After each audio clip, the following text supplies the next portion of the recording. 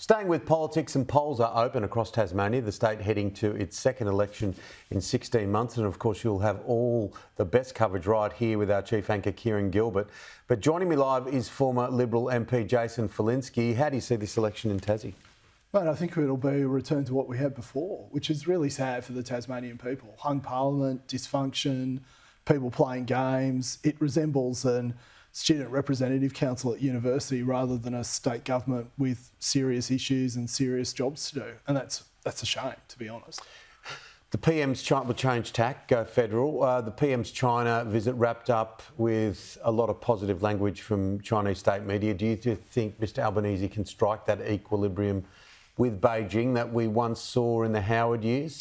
Well, Howard had the advantage of dealing with Jiang Zemin. Whereas Albo has to deal with Xi Jinping, and he's a very different character.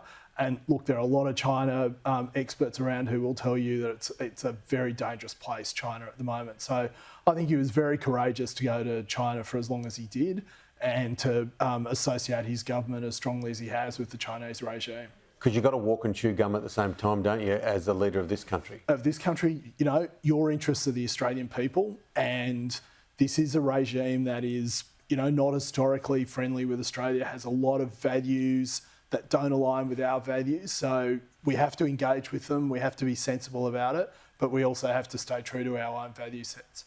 What did you make of the RBA keeping rates on hold? It's disappointed a lot of Australians. And it should, and the disappointment shouldn't be directed at the RBA. The disappointment should be directed at governments right across Australia, state and federal, who are spending far too much money on far too little. And if you look just between the lines of what the RBA governor is saying, she's making it very clear that until government spending comes under control, there will be inflationary pressure in the Australian economy, and that's what we're witnessing at the moment.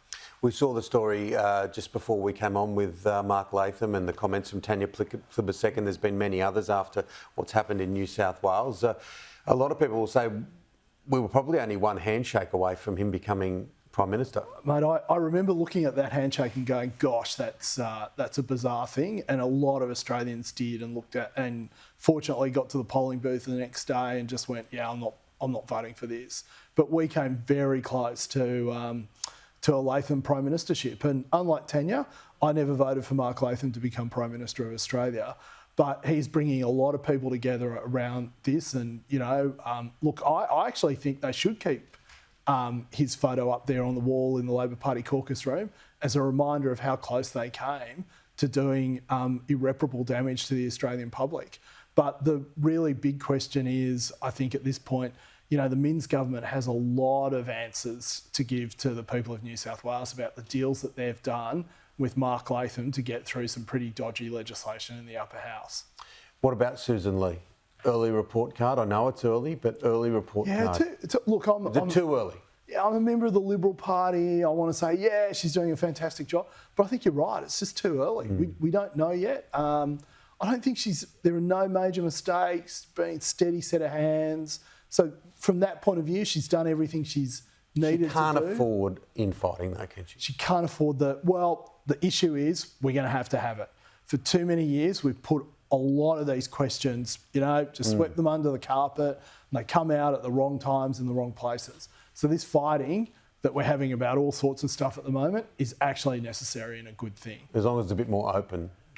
It's pretty open at the moment. That's what I'm saying. I'm talking about the more clandestine stuff. Oh, yeah, and that's the thing, right? So it's all been going daggers in the dark type stuff, but it's out in the open. People can see what people are saying and let the best argument win, the best idea emerge. What did you make of the Trump split with MAGA supporters over the Epstein issue? No, this is fascinating. It's potentially hugely damaging for him. It's really damaging because in the past he's been able to get away with anything with his MAGA supporters, but at the moment they're not letting him off this one. And look, I think Pam Bondi, who's the AG over there, massively misplayed this, you know, leaned into the conspiracy theory stuff.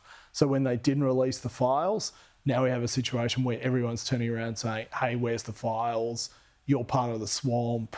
You know, why are you letting us down? So, yeah, this will be fascinating how it plays out, I have to say, because otherwise, you know, Trump's not very popular in Australia, but he's actually getting a lot of wins on the board in international affairs, in the economy, in legislative achievements But this thing now looks like it might overshadow all of that. But his disapproval rating in the States is at record highs. Oh, it's always been high. I mean, the interesting thing is Biden got to like 60%, fell to 30. Trump's disapproval's always been in the high 40s. Approval's always been in the high 40s, and it never moves. No matter, I mean, if he cured I think someone said if he cured cancer, the story in the New York Times would be Trump makes cardiologists unemployed. Well, there you go. We'll finish there. Thank you, mate. Thanks. Jason, we'll do it again soon. Look forward to it. Jason Thanks, Timmy. Falinski, thank you.